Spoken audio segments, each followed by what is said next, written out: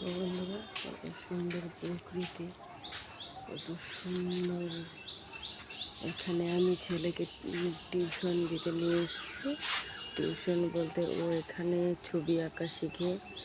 দেখো কত সুন্দর একটা বাগান, ওগুলো পুরনো সব আদি বাড়ি, কত সুন্দর প্লেস। এটা হচ্ছে টিচারের বাড়ি, ওরা আঁকছে, এখনো ছুটি হয়নি।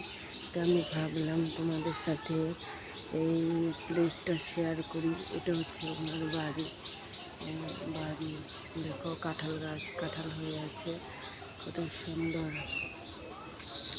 এই দিকটাতে দেখো, এগুলো পুরাতন বাড়ি ছিল, এইগুলো পুরো সুন্দর বেশ। এখানে বাড়ি দেখো, গ্রাম্য পরিবেশ, কত সুন্দর। দেখো এদিকে শুধু বাগান আর বাগান, দেখো কত সুন্দর।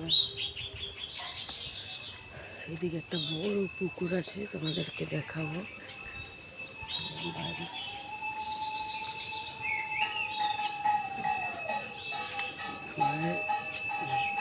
তোমাদেরকে এত সুন্দর প্রাকৃতিক দৃশ্য দেখাচ্ছি।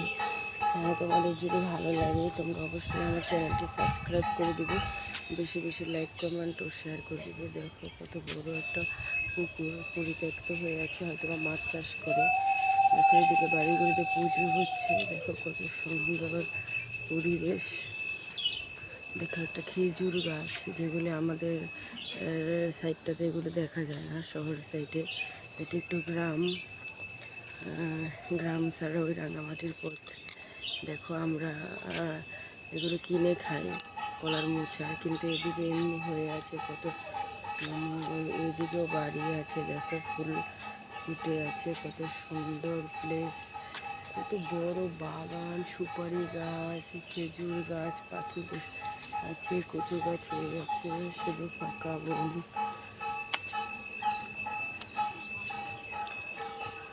সুন্দর একটা বাড়ি।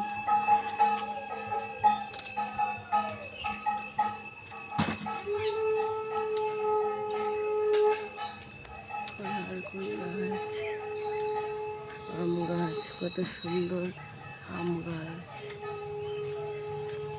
কিন্তু দেখো সব থেকে বড় কথা হচ্ছে, গ্রামীণ পরিবেশ হলেও দেখো টালির চালা, কিন্তু রাস্তাটা কত সুন্দর। দেখো ড্রেন করা, কত সুন্দর করে করে দিয়েছে সরকার থেকে। আমাদের বাড়িগুলো এরকম হলে কী হবে, একটু জঙ্গলের মতো হলে কি হবে, কিন্তু সরকার কিন্তু কিপটেমি করেনি। দেখো ওনাদের সুবিধার্থে কি সুন্দর রাস্তাগুলো করে দিয়েছে, ভীষণ সুন্দর, ভীষণ সুন্দর রাস্তা।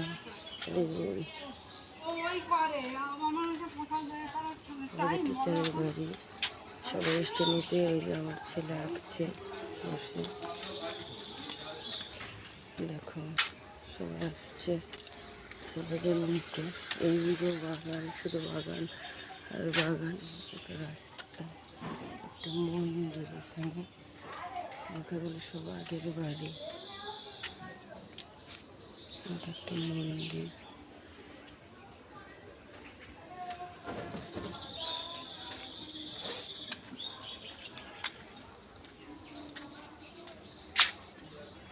টাটা বন্ধুরা, তোমাদের যদি আমার ভিডিওটি ভালো লাগে অবশ্যই সাবস্ক্রাইব করবে।